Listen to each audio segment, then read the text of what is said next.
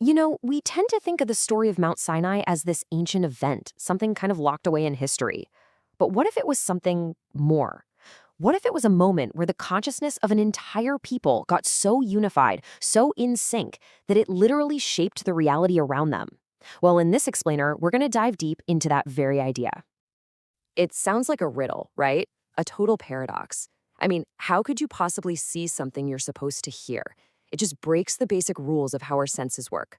But believe it or not, this exact question is the key to unlocking what really happened at Sinai.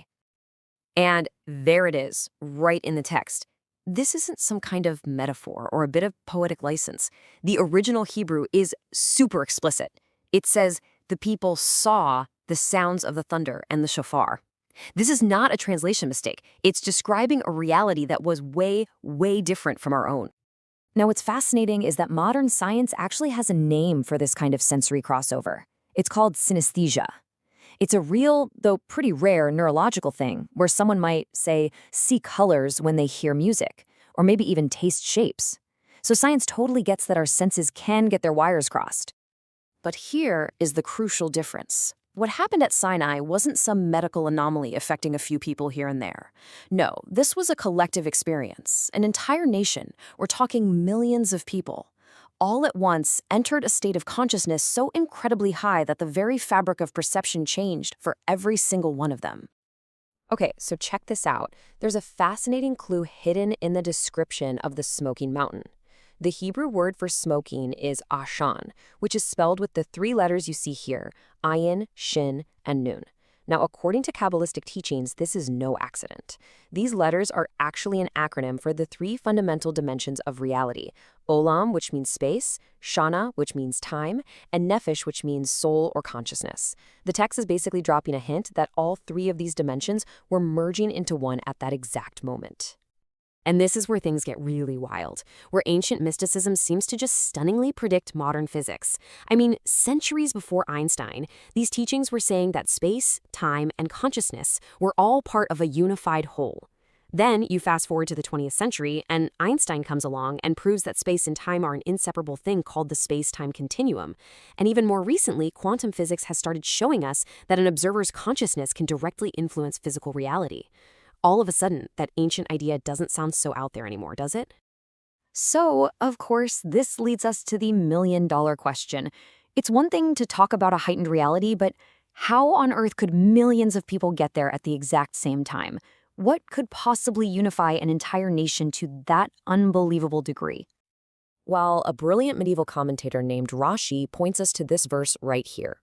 He hones in on the fact that the people camped at Sinai as one person with one heart. He's saying this wasn't just about everyone being in the same location. It's describing a level of internal, spiritual, and emotional unity that was completely unprecedented.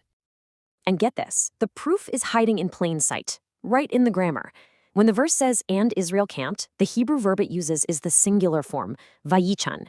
Now, normally, when you're talking about a huge crowd of people, the text would use the plural, vayachanu, but it doesn't. That specific, very deliberate grammatical choice is telling us something profound. They weren't acting like a crowd of individuals. They were acting as a single, unified being. And this is really the core of the whole idea. Their unity wasn't just some nice, fuzzy side effect of their journey. Not at all. It was the absolute non-negotiable prerequisite. This state of being as one person with one heart was the very key that elevated their collective consciousness.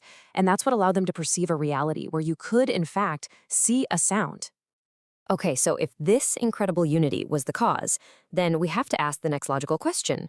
What caused the cause, right? An entire nation doesn't just wake up one day in perfect harmony.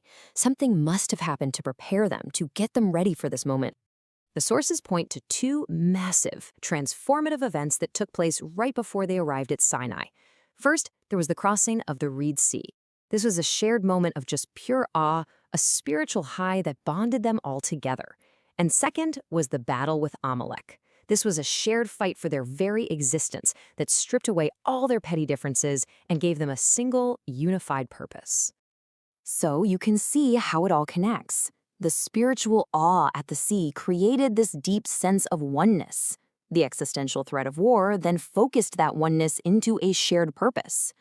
These two experiences, back to back, literally transformed a group of individuals into a single conscious entity. And that's how they arrived at Sinai, perfectly ready for what was about to happen.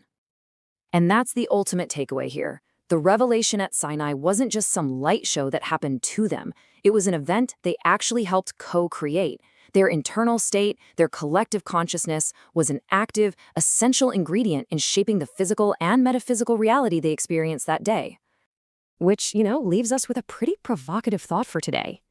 If a group of people in the ancient desert could achieve a state of unity so powerful that it literally bent the laws of perception, what kind of reality could our collective consciousness, our shared sense of purpose, create right here, right now?